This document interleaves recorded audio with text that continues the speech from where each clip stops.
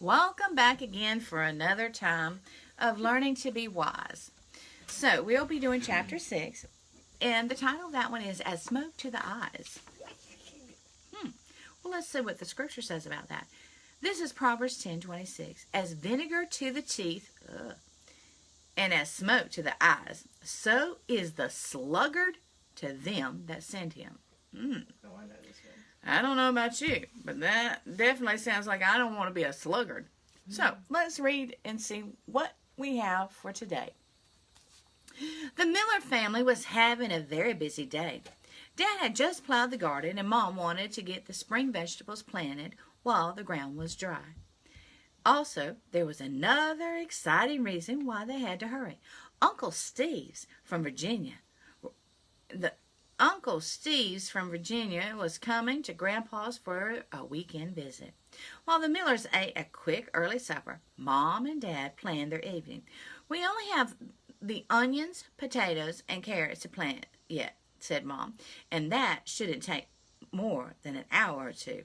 So we should be able to get cleaned up and leave by 7:30, Dad questioned. To go to Grandpa's house? Timmy cried. And then we can see Uncle Steve's and the cousins, Peter chimed in happily. But we will have to hurry, Daddy warned. If it takes too long to get the garden in, we'll have to wait until tomorrow to go over to Grandpa's. Peter looked down at his plate. He didn't like the word hurry when it was connected with work. Peter was never a slowpoke when there were games to be played. He was a fast runner and a quick thinker. But it seemed like Dad and Mom were always telling him to hurry up when there was work to do. Guess I'll have to hurry tonight, Peter thought grudgingly. He sure didn't want to wait until tomorrow to play with the cousins from Virginia. After supper, Sharon stayed in the house to do the dishes while the rest of the Millers trooped back outside. Dad started up the tiller and Mom began pounding a steak to make the first row of onions. Peter, run and get me the biggest hoe from the garage, she directed.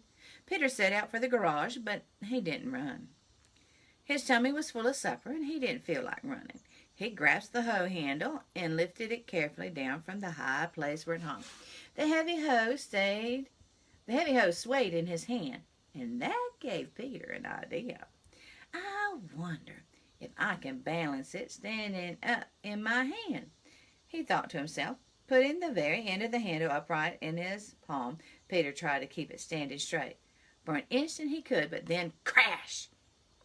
The heavy hoe teetered and toppled down, narrowly missing the family car.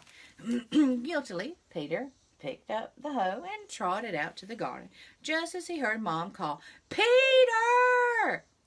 Where's the hoe? I'm waiting for it! When Mom had made the rows, she gave Peter a bag of tiny onion sets to plant. Put them about this far apart, she showed him, and then I will cover them when you have the row all done.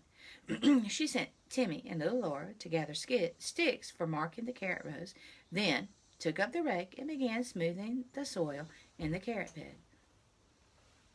Peter planted onions briskly for a few minutes, but soon decided that it was a boring job. I wish I could do something exciting, he thought, like running the tiller. Setting down his bag of onions, he leaped across the rows over to where Dad was tilling. Dad, can I run the tiller for a little? He shouted above the noise of the motor. Dad frowned slightly. Aren't you supposed to be doing something else? He inquired. Go finish the job Mom told you to do, and then ask her if you may. Disappointed, Peter plodded slowly back to the other side of the garden. A big earthworm slithered away from his foot, and Peter bent over and seized it. I know what I'll do, he thought. I'll catch a whole bunch of worms and put them in the onion row to turn the soil. He looked over at Mom. Mom looked over at Mom and made sure she wasn't watching him, and then went running to find an empty tin can. When Mom finished planting carrots, she looked around. Where was Peter? Had he finished the onions yet?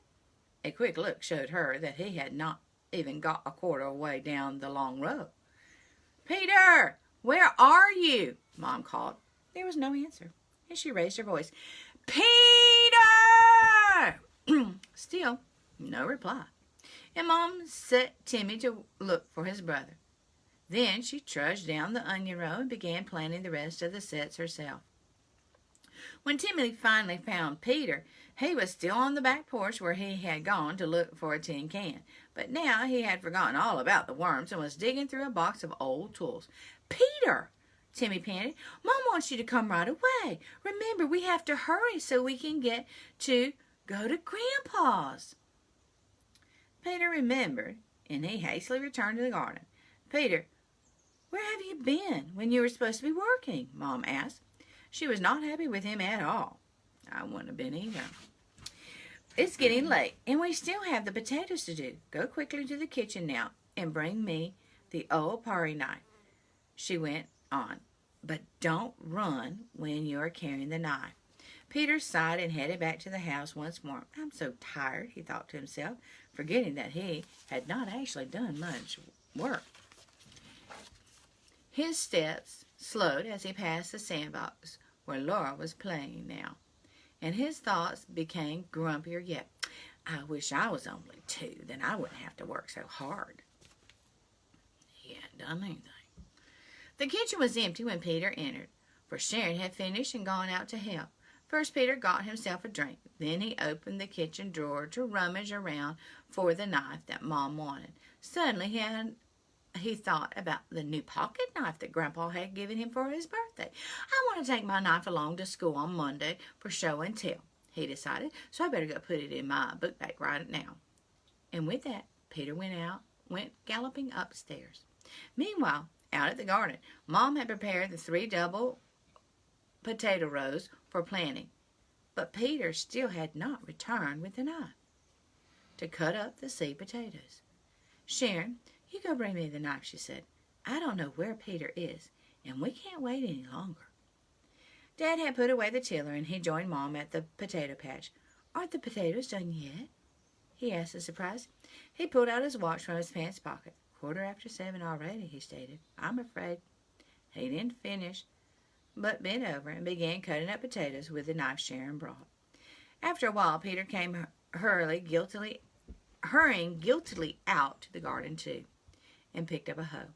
He began smoothing dirt over the potatoes, working silently as if he hoped no one would notice him.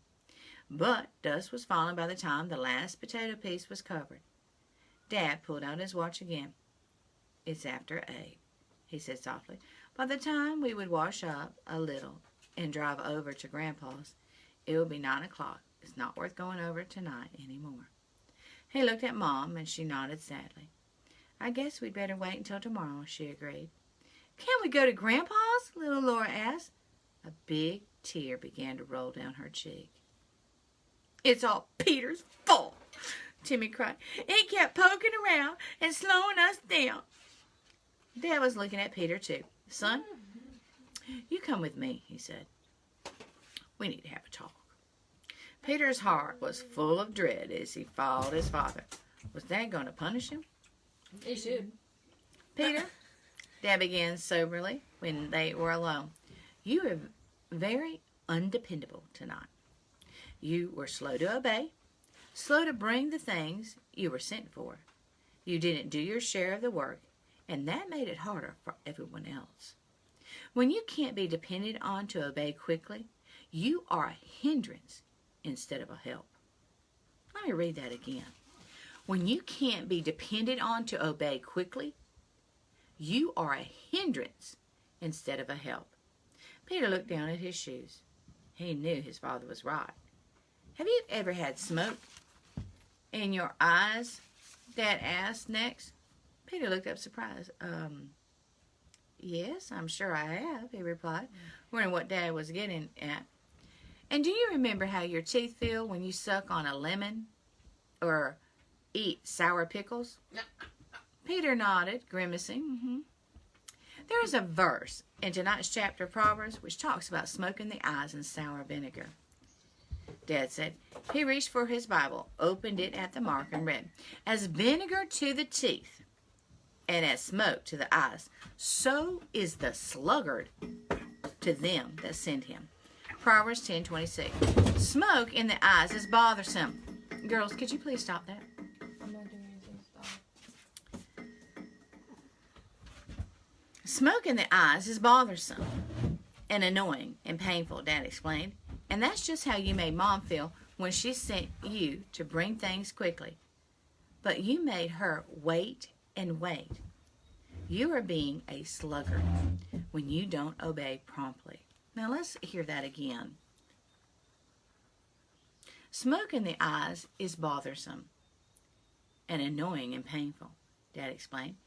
And that's just how you made Mom feel when she sent you to bring things quickly. But you made her wait and wait. You are being a sluggard when you don't obey promptly. Now, Peter, Dad finished, I want you to memorize this verse. Then, if you are wise, you will try very hard to form the habit of obeying quickly. Yes, Dad, I will try, Peter promised. He repeated the verse to himself. As vinegar to the teeth and as smoke to the eyes, so is the sluggard to them that send him. And one of the things that I've taught my children growing up is that delayed obedience is disobedience. Because if you're not obeying and you're delaying, it truly is disobedience. And parents, to you, if your child is doing delayed obedience, you'd be right to discipline and correct them. Because if you don't, that delay will become greater and greater and greater. That disobedience will become greater and greater and greater. And when you don't discipline, it's teaching them that disobedience is okay and tolerable, and you will do nothing about it. But be a good parent and correct disobedience. Now, until next time, you have a wonderful day.